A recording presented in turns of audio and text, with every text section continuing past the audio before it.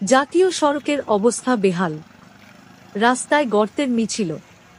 Petrol pump থেকে ভারত বাংলাদেশ আন্তর্জাতিক সীমান্ত সুতারকান্দি পর্যন্ত যে জাতীয় সড়কটি করিমগঞ্জ শহরের মাঝে দিয়ে গিয়েছে, বেশ কয়েক মাস থেকে এই রাস্তা অবস্থা একেবারে বেহাল। কিছুদিন আগে রাজনৈতিক নেতাদের চাপে পড়ে পূর্ত বিভাগ পাকা রাস্তার মেরামত করে মাটি দিয়ে। এদিকে লাগাতার বৃষ্টির হয়, আর রাস্তার মাটি সব বৃষ্টির জলে ভেসে যায়। ফলে যেমন ছিল ঠিক তেমন হয়েছে।